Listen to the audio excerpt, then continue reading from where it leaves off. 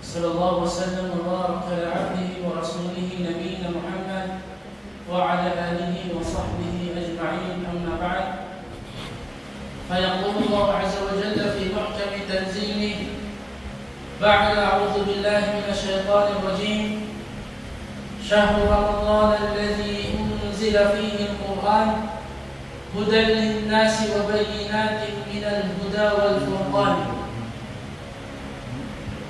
Allah subhanahu wa ta'ala mingon sa Quran, Syahrul Ramadan, bulan sa Ramadan, alladhi unzila fihi al-Quran, nga diin sa kini nga bulan gipakanaog ang balaan nga Quran, hudan linnas, isip giya sa katawhan, wa bayyinatin min al-huda wal furqan, ug pagpatinaw taliwala sa kamatuoran o sa sayo.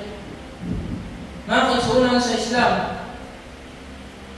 ang bulan sa Ramadan gitawag ko kini siya og bulan sa Quran. Gumikan kay dinhi nga bulan gipakanaog ni Allah subhanahu wa ta'ala ang Quran. Busa kinahanglan sa usa ka Muslim o angay himuon sa usa ka Muslim nga hatagan niya og bili ang Quran sa kini nga bulan. Hatagan niya og oras ang Quran sa kini nga bulan.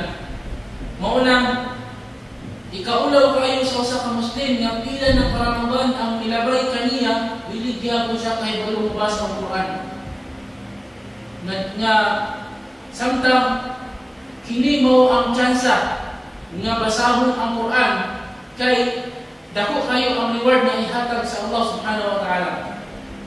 Ug nakahibanog mo nga ang Quran, tanan nga madikitan sa Quran mahimong pinakamaayo. Kani siya makinaadman angay natong mahibawan. Angay ni mo una-unahon nga ang tanan nga madikitan sa Quran, tanan nga butang nga dikitan sa Quran mahimong pinakamaayo. Kinsa ang propeta nga gipadalhan sa Quran? Si Propeta Muhammad sallallahu alaihi wasallam. Di ba siya ang pinakamaayo nga propeta? Kinsa ang anghel nga mao'y nagdala sa Quran paingon kang Propeta Muhammad sallallahu alaihi wasallam?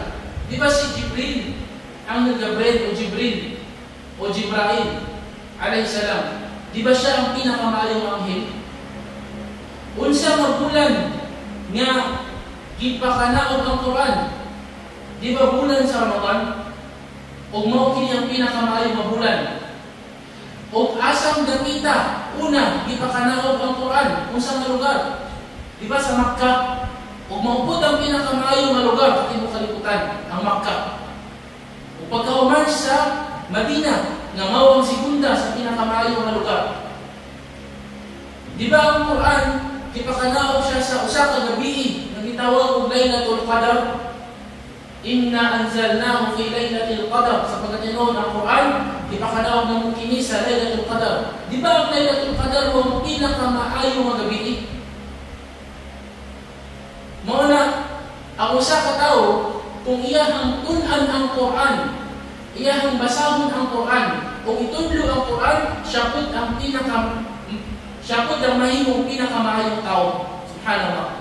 So nakita nato nga ang tanan naman nga mga butang nga naay kanang dikitan sa Quran, nga dikitan sa Quran mahimong pinakamaayo. Allahu Akbar. Ang Propeta Muhammad sallallahu alaihi wasallam kaingon, khairukum man ta'allama al-Quran wa 'allamah. Siya mingon nga ang pinaka-the best sa inuha kung kinsa man ang iyahang tun-an ang Quran o iya pud kini itudlo. Allahu Akbar. So tanan nga naay kalambigitan sa Quran mahimong pinaka-the best. Ang propeta nga gipadalhan sa Quran si Propeta Muhammad, pinaka-the best na propeta. Ang anghel nga nagdala sa Quran si Jibril, pinaka-the best na anghel. Ang bulan nga diin gipakanaog ang Quran, bulan sa Ramadan, pinaka-the best na bulan. Ang lugar nga diin gipakanaog ang Quran sa Makkah o sa Madina, nga pinaka-the best nga mga lugar. O ang gabi nga gipakanaugan sa Quran mo ang Lailatul Qadr umabot ng pinaka-the best nga gabi. Ug ang mga tao kadtong panahon nang gipakanaugan sa Quran sulod sa 23 years sila kadtong mga sahaba ug nahimo pud nga sila ang pinaka-the best nga generation. Nga nag-ingon ang Propeta Muhammad sallallahu alaihi wasallam, khairul quruni qarni. Ang pinaka-the best nga generation of mankind sa tanan ng mga tao, qarni, ang akong generation. Mao ang mga